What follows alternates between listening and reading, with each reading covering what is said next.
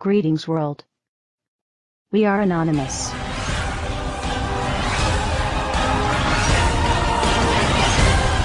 How is it that it seems no one remembers just a few short years ago? These are the steps that we must take. There are plenty of steps we can take right now to start getting our economy back on track. to help create jobs and grow this economy.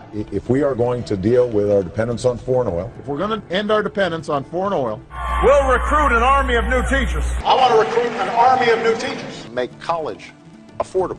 make college more affordable, And repair our crumbling roads and bridges. We've got crumbling roads and bridges. Tonight, more Americans are out of work. We still got friends out there and family who are looking for work. At a time when so many people are struggling to keep up. A moment when so many people are still struggling. If you are willing to work with me, If you're willing to work even harder in this election, then I promise you, then I promise you change will come.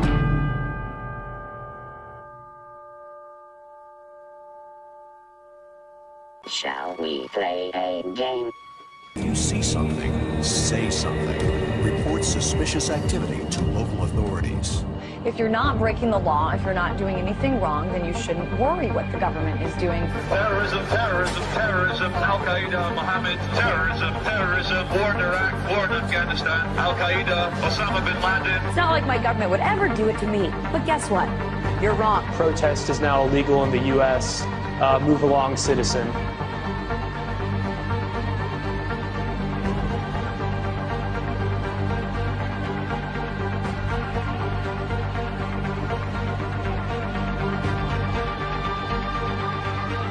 And yet we just sit there and calmly feel and say, oh, they're making us safe.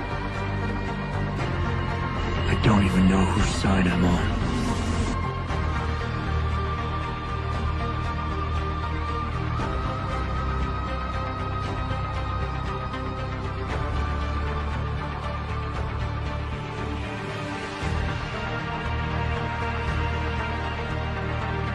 Okay, this is straight out of 1984. We're living in a police state.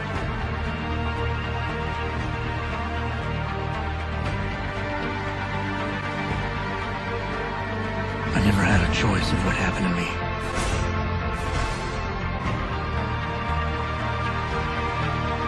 The city is being turned into a police state. Militarized riot gear, LRAD machines, and drones overhead.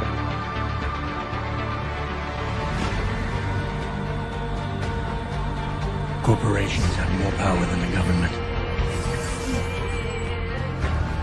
Our government now works for the banks.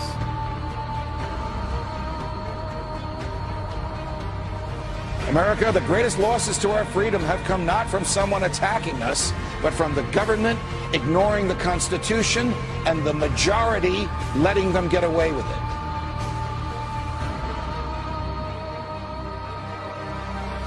Yeah, we torture. Yeah, we spy on you. Yeah, we do all of this, but it's no big deal. Get used to it. You know what? We're not going to get used to it.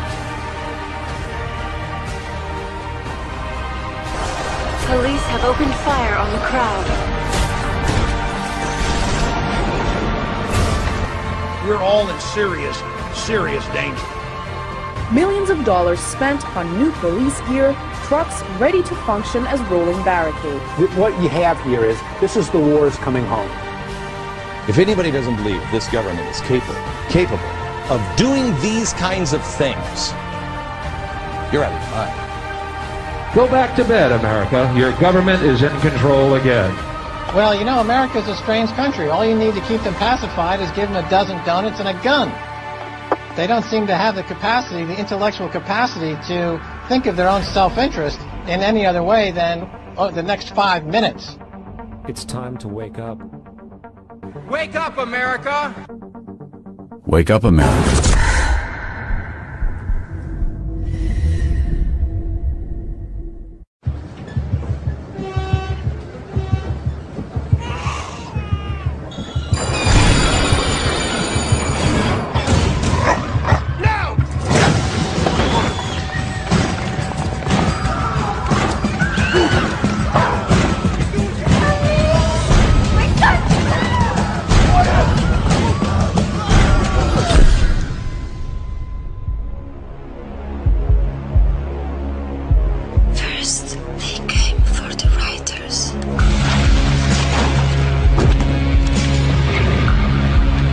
I didn't speak up because I was not a writer.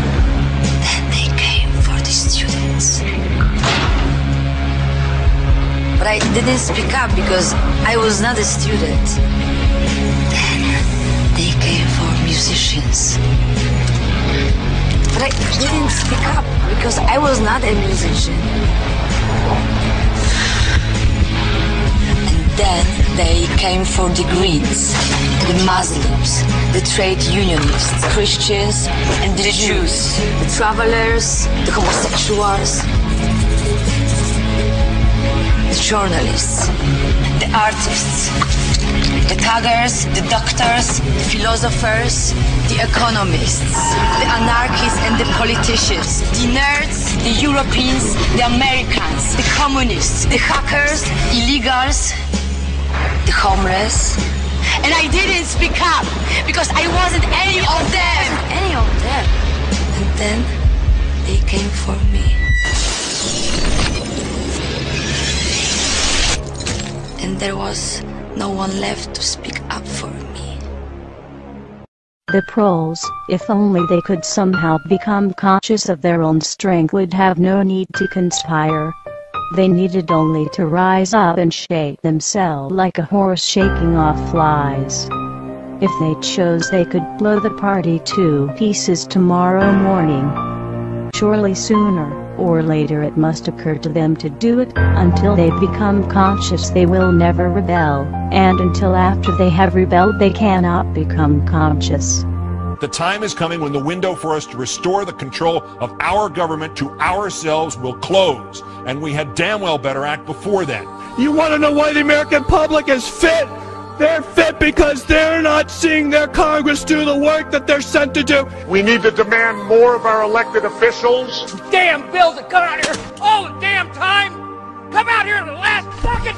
And I gotta try to figure out how to vote for my people. Bathed in the excesses of power, they passed a bill that by their own admission, they hadn't read.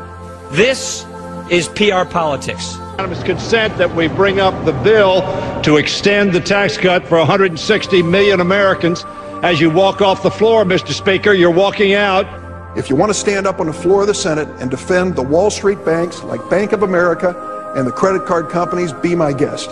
I would rather stand with the consumers and retailers who've been taken to the cleaners for years and years. Why aren't we questioning the underlying premise of the need for a bailout with taxpayers' money? Why aren't we passing new laws that stop the speculation which triggered this? Why aren't we directly helping homeowners with their debt burden? Why aren't we helping American families faced with bankruptcy? Why aren't we reducing debts for Main Street instead of Wall Street? Is this the United States Congress or the board of directors of Goldman Sachs? When I fuck up, who bails me out? No one. There is no one here to object. This is why the American people have thrown you out of power. You see, you're right. It is within your sole discretion to recognize a member. But you chose to exercise the power of the gavel, Madam Speaker. Therein lies the problem. If he's not here to pull off this political stunt, then we should just proceed and this bill should be withdrawn. It is the right thing to do by the American people to stop these tactics. Enough! And make no mistake about it, this is not about national security. But my point about this is a war without end. I'm afraid of giving up the right to trial by jury and hoping that someday they will declare an end to this war and they'll give back the right to trial by jury. Mr. Speaker, a nationwide revolt is developing over the body scanners at the airports, and it should.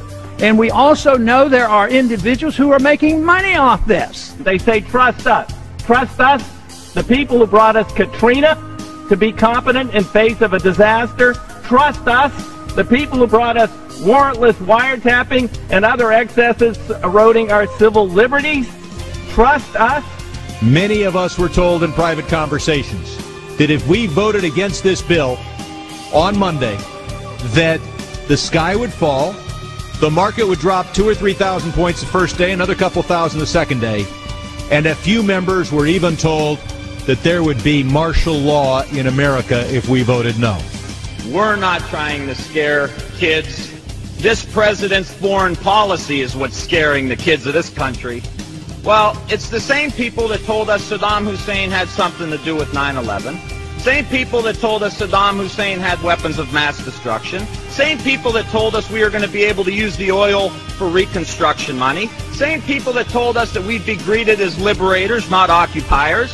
Same people, same president that told us the Taliban is gone. Same president that told us that Poland is our ally 2 days before they pull out. Same president that tells us Iraq is going just great. Same president that tells us the economy is going just great. Same people that told us the tax cut was going to create millions of jobs.